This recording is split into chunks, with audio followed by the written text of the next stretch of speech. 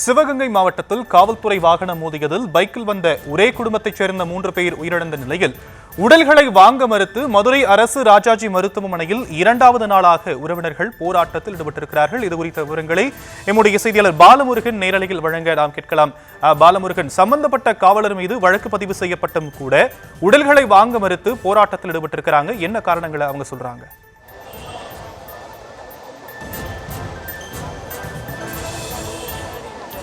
நிச்சயமாக காவல்துறை வாகனம் மோதி இருசக்கர வாகனத்தில் ஒரே குடும்பத்தில் வந்த 3 பேர் பலி சம்பந்தமாக மதுரை அரசு ராஜாஜி மருத்துவமனையில் தொடர்ந்து 2வது நாளாக போராட்டம் நடத்தி வருகிறார்கள். மதுரை சிட்டம்பட்டி பகுதியைச் சேர்ந்த பிரசாத், அவரது மனைவி சத்யா, அவரது மகன் அஸ்வின் ஆகியோர் மதுரை அனஞ்சூர் பகுதியில் மரணமடைந்த உறவினர் தங்கம்மாளின் இறுதிச் சடங்கு பங்கேற்றுவிட்டு இருசக்கர வாகனத்தில் நேற்று முன்தினம் மாலை பைக்கில் திரும்பிக் கொண்டிருந்தார்கள். அவர்களுடன் சோன ஈஸ்வரி என்பவரும் பயணம் செய்து வந்தார். அப்போது சக்குடி அருகே எதிரே வந்த காவல்துறையினர் வாகனம் இருசக்கர வாகனத்தில் மோதியதில் பிரசாத், அவரது மனைவி சத்யா, அவர்களது குழந்தை அஸ்வின் ஆகியோர் சம்பவ இடத்திலேயே பரிதாபமாக உயிரிழந்திருக்கிறார்கள்.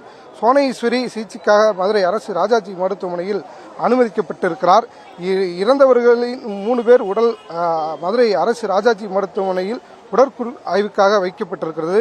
தொடர்ந்து இவர்கள் காவல்துறை வாகனத்தில் பயணித்த காவலர்களை கைது செய்ய வேண்டும், விபத்தில் உயிரிழந்த குடும்பத்தினர் அரசு பணி வழங்க வேண்டும், உயிரிழந்த குடும்பத்திற்கு இழப்பீட்டுத் தொகை வழங்க வேண்டும், வழக்கை திசை திருப்பக்கூடாது, விபத்தில் காயமடைந்த சிகிச்சையில் உள்ள பெண்ணுக்கு உயிர்தர சிகிச்சை வழங்க வேண்டும் என்ற கோரிக்கையை வலியுறுத்தி தொடர்ந்து 2வது நாட்களாக மதுரை அரசு ராஜாஜி மருத்துவமனையில் தொடர்ந்து உடலை வாங்க மறுத்து போராட்டம் நடத்தி வருகிறார்கள்.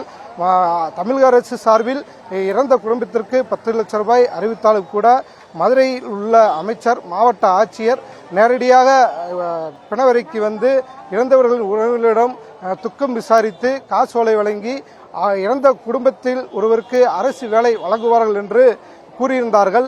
அவர்கள் வரவில்லை என்று, இதனால் தொடர்ந்து 2வது நாள் உடலை வாங்க மறுத்து தொடர்ந்து போராட்டம் நடத்தி வருகிறோம் என்று உறவினர்கள் குற்றம் சாட்டி வைக்கிறார்கள்.